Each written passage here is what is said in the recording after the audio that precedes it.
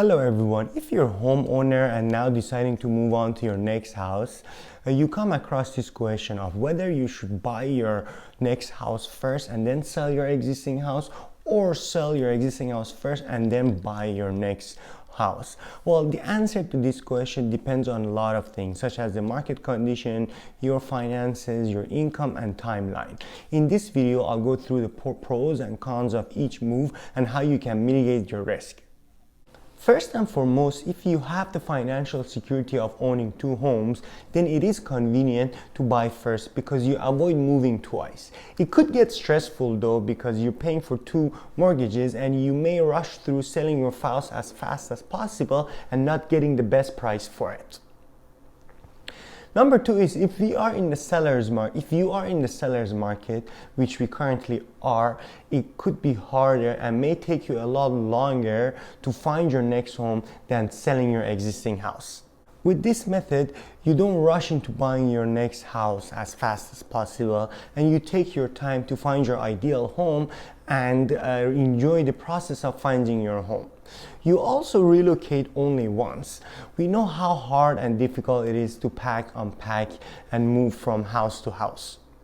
Keeping your house showing ready while living in it is very difficult. You have to leave every time there's a showing, and you have to keep the house super clean and tidy at all times. With this method, you can easily move out and bring the stager in when your house is vacant, and then keep it showing ready for all the marketing and listings. As you can see, buying your next house first before selling your existing home is the most convenient way, but it comes with some major disadvantages. First and foremost, it's not for everyone.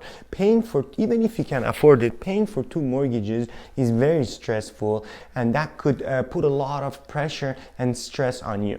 Market could shift and you may not sell your house as fast or as high as what you thought you could sell it for. And with that sense of urgency, that could put a lot of pressure on you, and you may just settle and sell your house as fast as possible and not get the best price for it.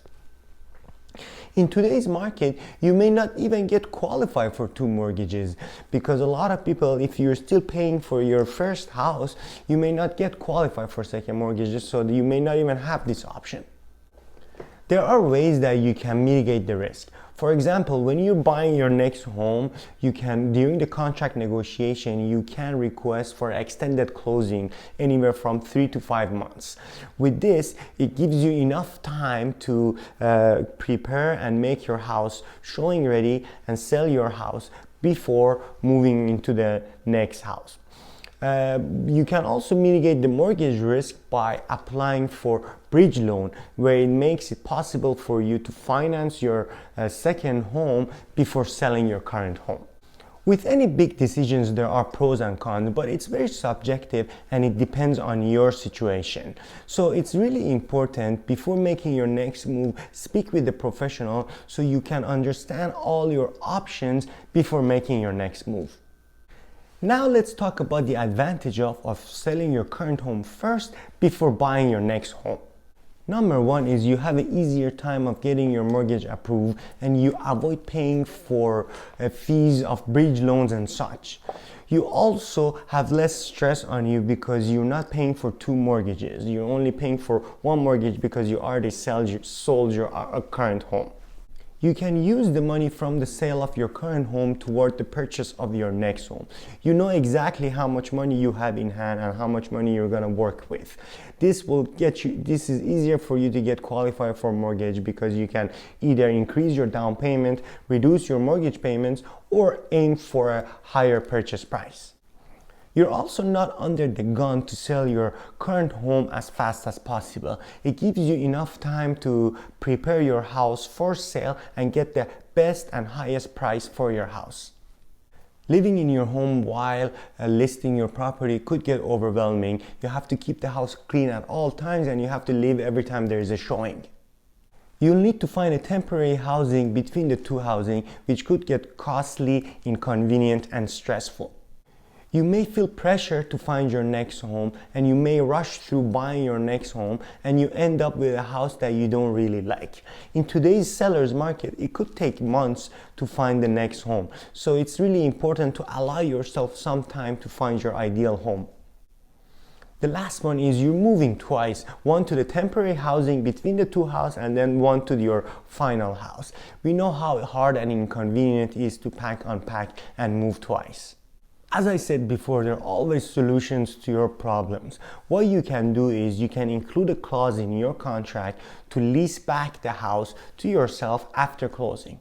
With this method, you end up staying in your house after closing and not moving twice until you find your next home. This especially works if the buyers are investors and you're essentially renting out the house from them. As I said before, selling your current home and buying your next house could be very stressful and requires a lot of planning.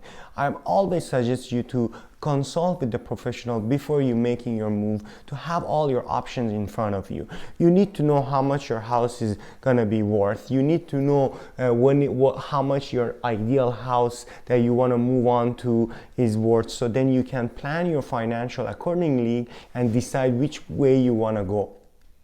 I hope you really enjoyed this video. If you have any questions or concern and you want to make such a move like this, give me a call and I'll be glad to get on a call with you and discuss all your options.